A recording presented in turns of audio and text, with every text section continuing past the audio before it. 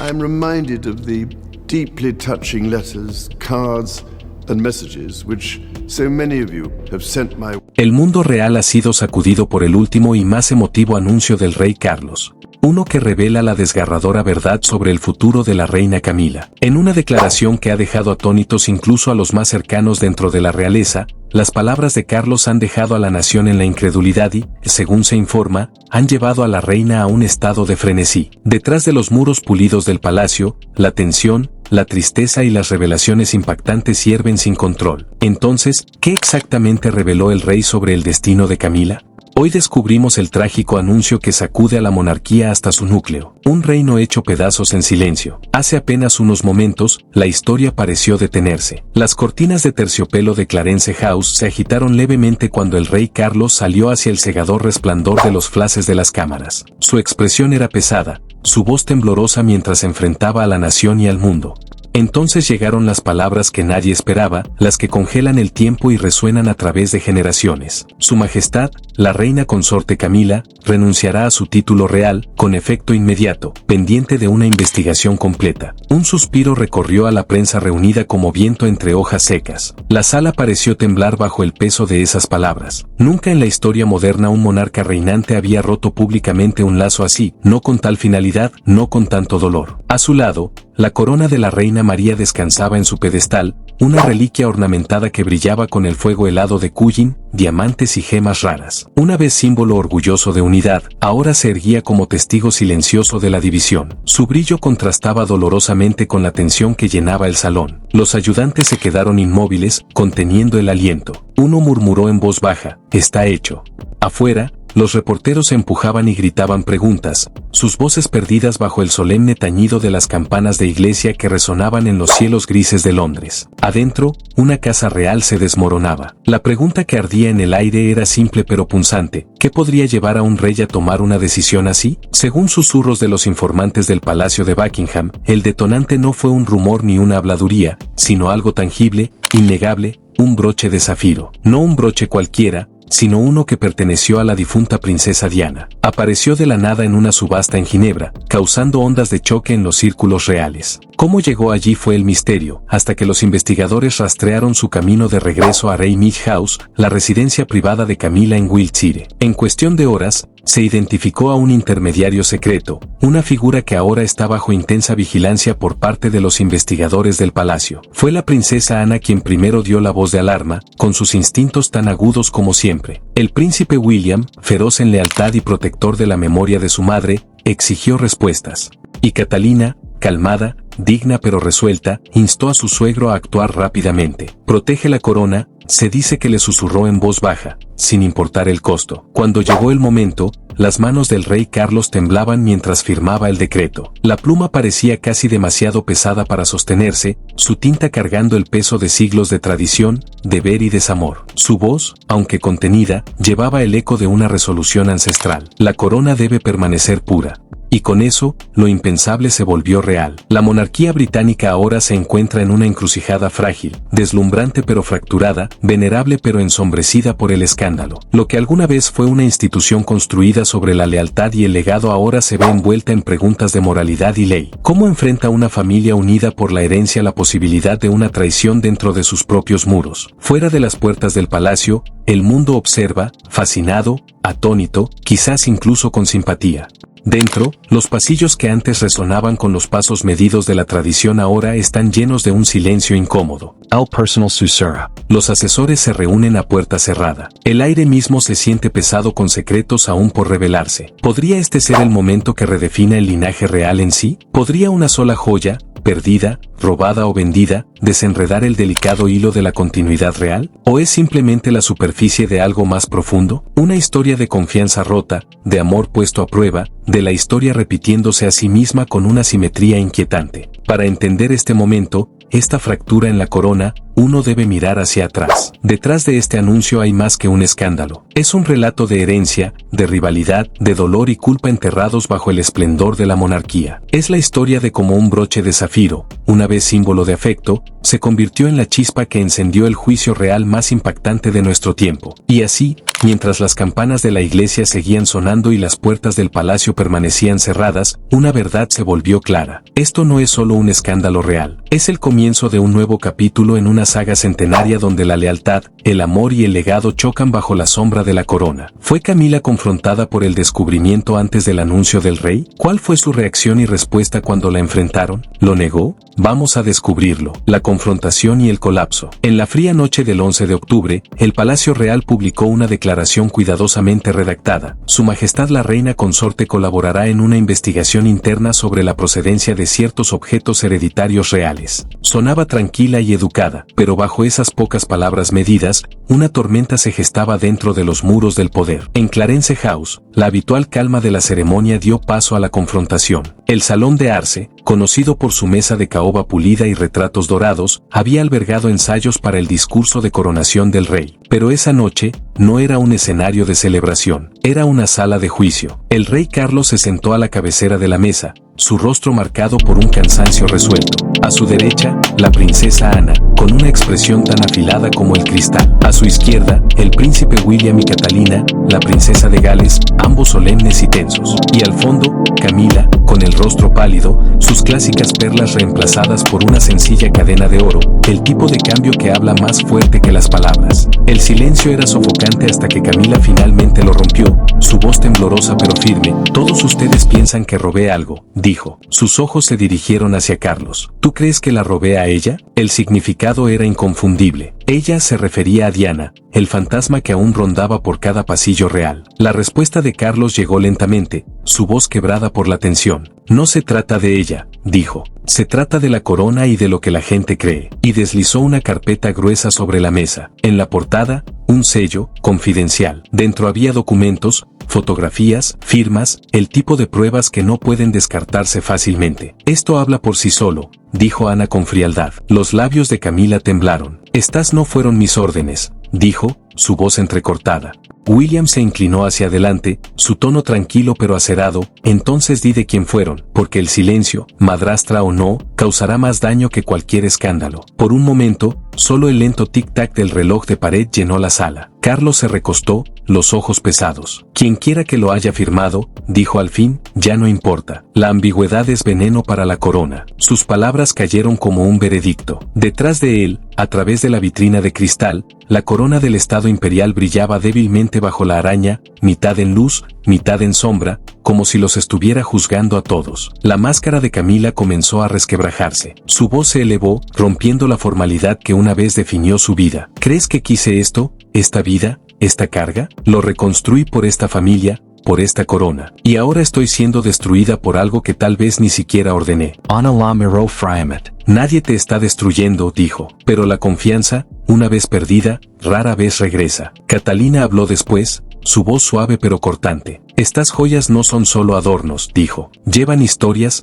recuerdos. Cuando una desaparece, una historia se borra. Y cuando una historia se pierde, la corona misma se apaga. El reloj dio la medianoche. Se tomó una decisión. El consejo privado se reuniría al amanecer. A Camila se le pediría, cortés pero firmemente, que renunciara a su título. Su reinado como reina consorte terminaría antes de que saliera el sol. Carlos permaneció en la sala de Arce mucho después de que los demás se hubieran ido. Miró la vitrina que contenía la corona.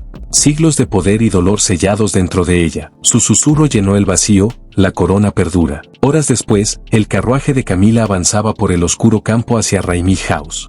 La noche afuera era silenciosa, salvo por el ritmo de las ruedas sobre la grava. Cuando llegó, caminó hacia su habitación tranquila y encontró una fotografía de su coronación. Ella y Carlos sonriendo, su corona inclinada apenas un poco. La observó por un largo momento, luego la colocó boca abajo. En otra parte de la ciudad, la voz de Ana sonó por el teléfono. «Hiciste lo correcto», le dijo a su hermano. Carlos hizo una pausa antes de responder, su tono bajo y cansado. «No, Sonara». La respuesta de Ana llegó suave, como una verdad demasiado vieja para discutirla.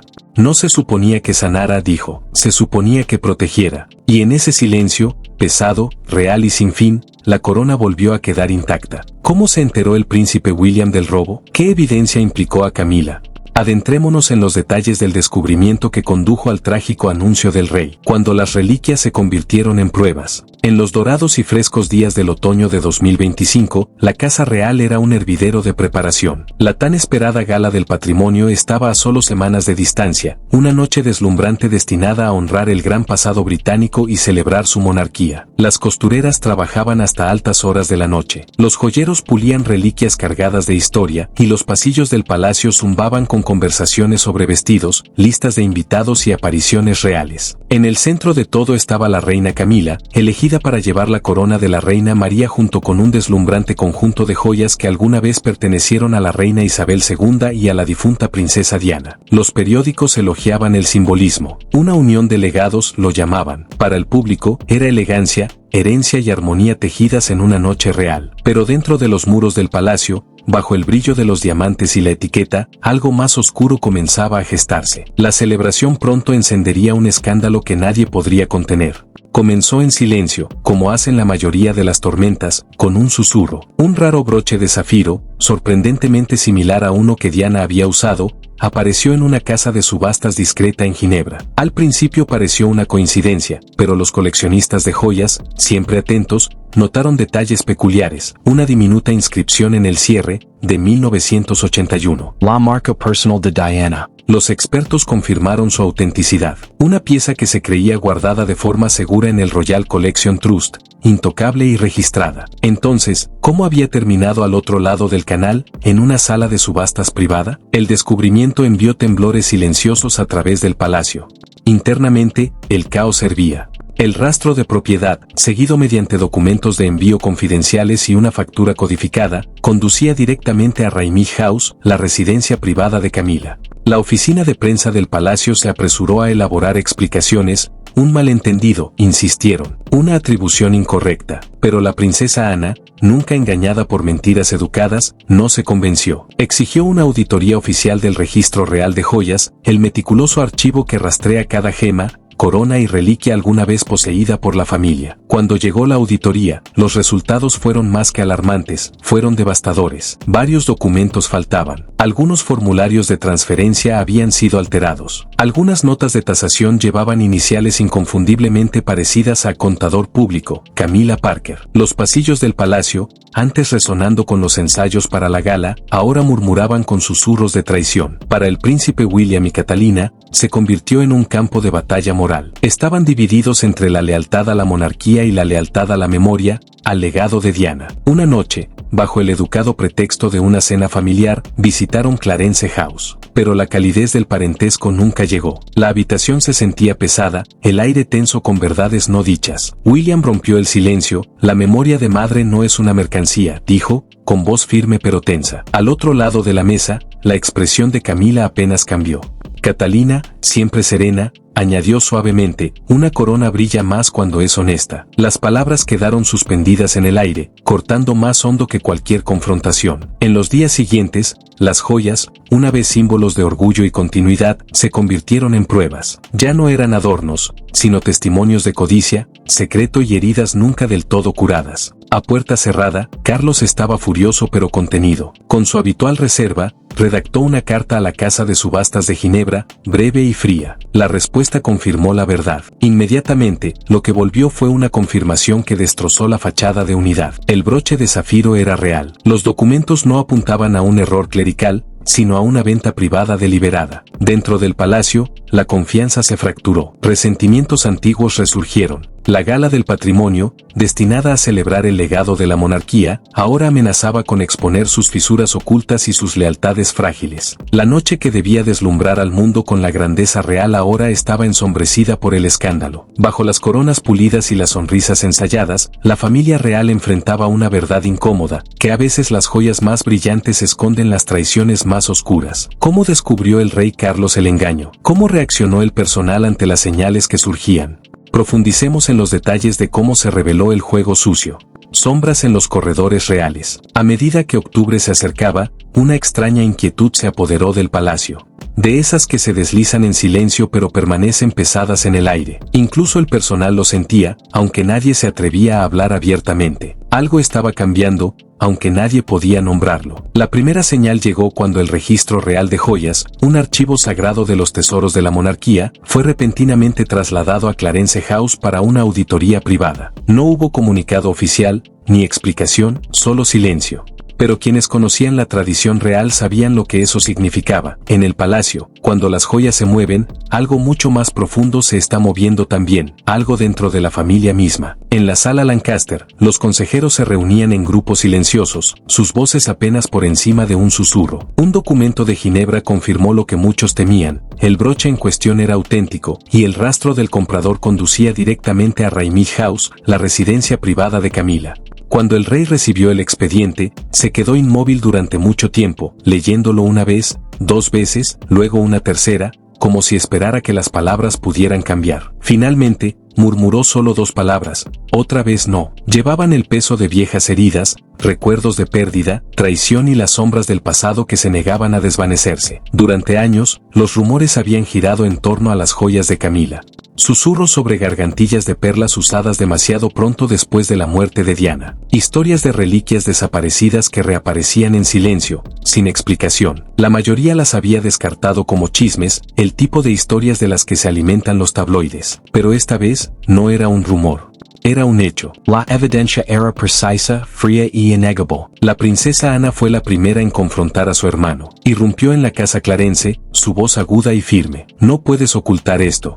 El rey no dijo nada. Su silencio habló más fuerte que cualquier defensa. Mientras tanto, William y Catherine ya se preparaban para lo que podría venir. Juntos redactaron un documento confidencial llamado el Papel de Integridad, un plan detallado sobre cómo respondería la familia real si la historia llegaba al público. Las notas de Catherine, escritas con cuidado en los márgenes, suavizaban el tono del documento. Un asistente que la observó más tarde la describió como la calma en medio de la tormenta. Una noche, un empleado del palacio entró en una de las salas de la galería y encontró a la reina Camila de pie, sola, frente a la corona de la reina María, su reflejo brillando débilmente en el vidrio. Durante mucho tiempo, no habló. Luego, casi en un susurro, preguntó: ¿me la quitarán? El empleado no respondió. Se retiró en silencio. Al amanecer, llegó el informe final desde Ginebra. Los hallazgos eran claros. El broche había sido vendido con la autorización personal de Camila. Ya no quedaba espacio para la duda. Fuera un descuido o algo deliberado, ya no importaba. La percepción se había convertido en realidad. Durante el desayuno, William rompió el silencio que se había asentado sobre la familia. Siempre dijiste que la corona es para el pueblo, le dijo a su padre. Muéstraselo ahora. El rey levantó los ojos lentamente. La corona también pertenece a la historia, respondió. Y la historia recuerda. Más tarde ese día, Ana y William se reunieron con Charles una vez más, presentando formalmente la evidencia. Catherine también estaba allí, tranquila, compuesta, vestida con un suave atuendo color crema, el anillo de zafiro que una vez perteneció a Diana brillando débilmente en su dedo. La atmósfera estaba cargada de tensión y emoción no dicha. La reunión terminó sin resolución, aunque una conclusión fue clara: Camila debía comparecer ante el consejo privado. Fuera de las puertas del palacio, los rumores corrían por la prensa como un incendio. Dentro, el silencio pesaba más que nunca. Cada pasillo parecía vibrar con inquietud. Cada mirada cargaba un significado oculto. La monarquía, tan cuidadosa en preservar su dignidad, ahora se encontraba al borde de un ajuste de cuentas silencioso pero peligroso, uno que podría alterar no solo su imagen, sino su propio legado. Y aunque el palacio parecía quieto desde el exterior, dentro de sus muros, nada estaba realmente quieto ya. ¿Ha habido casos similares o más complejos de robo real? ¿Podría el descubrimiento del rey Carlos sugerir que los robos reales suelen tener ayuda interna? Profundicemos en los detalles de uno de los robos reales más recientes en París. El robo a la luz del día que robó la historia. Cuando la gente escucha la frase robo real, sus mentes suelen pintar imágenes cinematográficas: hombres enmascarados colándose por pasillos iluminados por la luna, guardias adormecidos, alarmas silenciosamente desactivadas. Pero lo que ocurrió recientemente en París rompió ese guión familiar. No fue una operación sigilosa, fue un acto audaz, casi teatral, de robo a plena luz del día que dejó atónitos a los testigos y envió ondas de choque a través de la comunidad global del arte y el patrimonio. En una fresca mañana de noviembre, los visitantes del elegante Museo Cognac-Hay, en el corazón del histórico distrito del Marais en París, esperaban un día ordinario de tranquila admiración, delicadas porcelanas, pinturas al óleo y reliquias de una aristocracia pasada. En cambio, se encontraron siendo testigos de un audaz atraco que parecía sacado de una escena de película de alto presupuesto. A medida que la noticia se difundía, el shock se transformó en indignación y fascinación. Las redes sociales zumbaban con incredulidad. ¿Cómo podría algo así suceder a plena luz del día en una de las ciudades más protegidas artísticamente de Europa? Los amantes del patrimonio y los funcionarios de los museos lamentaban la pérdida, describiendo el robo no solo como un crimen contra la propiedad, sino contra la historia misma. El Museo Cognac-Hay, conocido por albergar una colección excepcional de arte y artefactos del siglo XVIII, de repente se convirtió en la escena de una cacería internacional. Las autoridades francesas, junto con investigadores globales de crímenes artísticos, comenzaron a revisar grabaciones de seguridad y a rastrear cada pista posible. Los scooters que se alejaban bajo el sol de la tarde se convirtieron en la última pista visible en lo que pronto podría unirse a las filas de los robos culturales más audaces de Europa. La audacia del acto dejó a todos atónitos. A diferencia de los ladrones que se desvanecen entre las sombras, estos hombres eligieron el centro de atención. Parecían prosperar con la misma osadía de su enfoque, un asalto a la luz del día sobre artefactos reales, ejecutado en un espacio público rodeado de testigos. Fue tanto una declaración como un crimen, una que cuestionaba cuán seguros son realmente incluso los museos más prestigiosos. Y, sin embargo, bajo el shock y el espectáculo, persiste una tristeza más profunda, un recordatorio de que el arte, sin importar cuán venerado sea, es vulnerable. Las cajas de rapé del rey Jorge V y la reina María, una vez símbolos de gusto refinado e intimidad real, ahora existen en la incertidumbre. Su delicada artesanía y su peso histórico se han reducido a simples mercancías, despojadas de las narrativas que ayudaron a contar. Mientras continúan las investigaciones, el mundo espera, no solo justicia, sino restauración, porque lo que se robó ese día no fue solo oro, esmalte o belleza antigua, fue un pedazo de memoria humana compartida, un vínculo frágil entre el pasado y el presente, ahora perdido en las sombras de la codicia y la osadía. Al final, esto no fue simplemente un robo, fue una historia de audacia, pérdida y la inquietante realización de que, incluso en un mundo que reverencia sus tesoros, ni siquiera las reliquias de la realeza están fuera del alcance de la ambición humana. Entonces, ¿cómo era la atmósfera cuando Carlos hacía su anuncio? ¿Cómo fue la reacción de Camila? ¿Cómo reaccionó el público ante el acontecimiento? Descubrámoslo. El amanecer del juicio. La mañana llegó fría. El 13 de octubre amaneció metálico y severo. Los reporteros se alinearon frente a las puertas, las cámaras apuntando como lanzas. Exactamente a las 10 de la mañana, el rey Carlos entró en el gran salón. Estaba abatido, digno, cargando con décadas de silencio. La corona de la reina María se encontraba a su lado, brillando bajo el foco de luz. En el salón estaban presentes funcionarios, prensa y familia. William se encontraba directamente detrás de su padre, Catherine a su lado, serena. Ana permanecía más atrás, con la cabeza inclinada. El aire se sentía como el funeral de un título. Cuando Carlos habló, su voz fue firme pero pesada. Con profunda tristeza, confirmó una decisión que no se ha tomado a la ligera. La corona debe permanecer por encima de toda sospecha. Su Majestad, la reina consorte, Camila, se retira de todas sus funciones y renuncia a su título.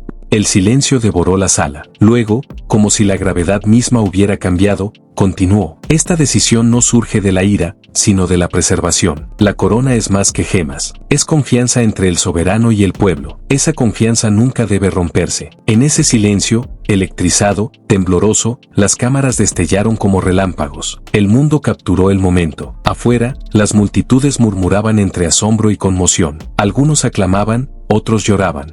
Aparecieron retratos de Diana. Ofrendas florales surgieron en las puertas de Kensington. Lirios, notas, incluso una pequeña réplica del broche de zafiro.